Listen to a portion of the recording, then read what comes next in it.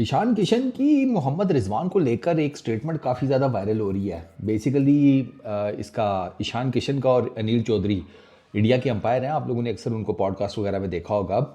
Retire हो गए हैं तो उनके साथ इनकी गपशप चल रही थी दोनों की। तो वहाँ पर वो ईशान किशन को पूछा उसने, अनिल चौधरी ने, कि यार तुमने कीपिंग में अपने आप को काफ़ी चेंज किया, स्पेशली जिसे कहते हैं अपीलिंग में। क्योंकि ईशान किशन पहले वाकई एज ए विकेट कीपर, ओ हो, ऐसे लगता था हर गेंद के बाद ईशान किशन का बटन ऑन हो गया। वो बड़ी एक्सेसिव अपील करता था ईशान इनिशियली ना। तो वो अनिल चौधरी भी यही करता, कहते हैं शुरू में तो तू बहुत अपीलें करता था, अब ज़रा तूने कम कर दिया, तो तूने कैसे टेकअप किया इस चीज़ को। तो उसने कहा कि यार ईशान किशन कहते हैं कि मुझे लगता है अंपायर स्मार्ट हो गए हैं, अब उनके ऊपर प्रेशर डालने का ऐसा कोई फ़ायदा कोई नहीं होता।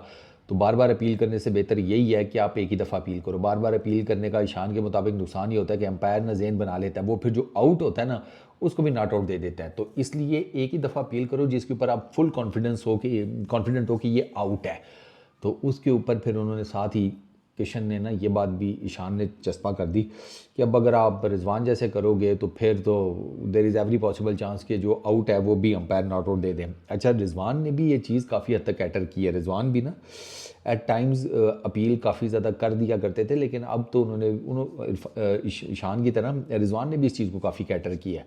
वरना रिजवान बाकी एक टाइम के ऊपर बहुत अपील करते थे भाई। अपने रिजी भाई भी जो है ना, ओए होए दे मार 4.5 करके रखी हुई थी।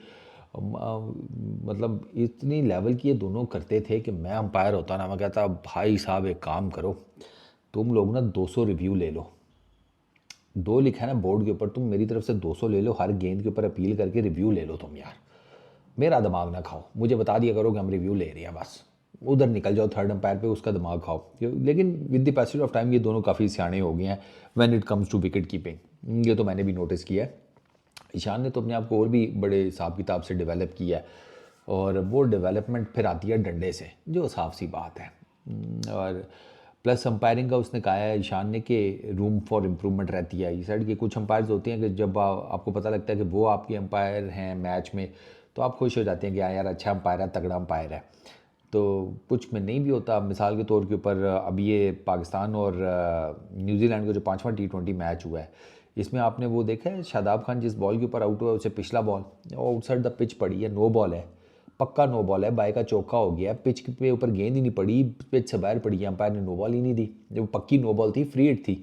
तो इस तरह के ब्लंडर अंपायर मार जाते हैं। तो यहाँ पर मेरा ख्याल है कि एक रिव्यू सिस्टम ऐसी, जिसे कहते हैं जो होती है ना बॉल्स, ऐसे डिसीजंस, उनको रिव्यू करने के लिए बैटर्स के पास ना इस तरह का एक डिफरेंट सा रिव्यू होना चाहिए, जो उसके जो आम मैच के 2-1 रिव्यूज़ होते हैं उनसे हट के हो, और वो सिर्फ और सिर्फ अंपायर के डिसीजंस के ऊपर हो इस तरह के मामलात में। जैसे ये पिच से बाहर बॉल पड़ी है, नो बॉल है, अंपायर ने नहीं दी, बनती थी डेफिनेटली। शादाब के पास एक फ्री हिट आ जाती, वो जिस तरह वो चौके शौके मार रहा था तो वो एक लंबा शॉर्ट वॉट खेल सकता था। ये एक चीज़ है कि जो इस किस्म की चीज़ों को कैटर कर सकती है। बट ओवरऑल हाँ, हमने ये देखा है कि अंपायरिंग जो है वो बेहतर भी हुई है फॉर दैट मैटर। कुछ जगहों के ऊपर ये रिव्यू आने की वजह से ना, रिव्यू जो आया है उसकी वजह से मैंने देखा कि अंपायर्स जो है ना वो थोड़े से ज़रा टिल्ले भी पड़ गए हैं। कई दफ़ा आपको नज़र आ रहा होता है कि यार ये अंपायर ने डिसीजन कैसे दे दिया, मतलब आउट है तो नॉट आउट दे दिया, नॉट आउट है तो आउट दे दिया। वो बेसिकली थोड़ी सी क्वालिटी अंपायरिंग की गिरी है, इसमें तो कोई शक नहीं है। क्योंकि वो ढीले पड़ गए हैं रिव्यू की वजह से कि यार अगर हमसे गलती हो भी गई तो अगली टीम रिव्यू ले लेगी ना, क्या फ़र्क पड़ता है। तो ये भी एक माइंडसेट में चेंज आया अंपायर्स के। वरना पहले तो चूँकि रिव्यू सिस्टम था नहीं, तो वो अंपायर भी फिर आप देख लें कि ज़रा थोड़े तगड़े थे, स्पेशली जब जब तक उनके सेंसेस काम करते रहे हैं। अब जब बूढ़े हो गए हैं, सेंसेस ही नहीं काम कर रहे, ठीक है, एज हुआ है तो उसकी आवाज़ ही नहीं आपको फील हुई।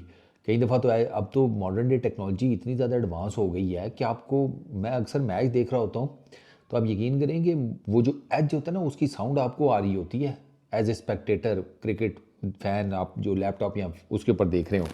तो वो मज़ेदार बात यह है कि वो कई दफ़ा वो जो आवाज़ है वो अंपायर से मिस हो जाती है, क्योंकि अंपायर के पास वो उसका शोर होता है ना फैंस का। स्टेडियम के अंदर जो फैंस होते हैं उनके शोर की वजह से वो कई दफ़ा नहीं भी मिस चेक कर पाता। आपको आ जाती है, उसको नहीं आती, ये भी चीज़ होती है। तो इट्स जिसे कहते हैं ना मिक्स एंड मैच।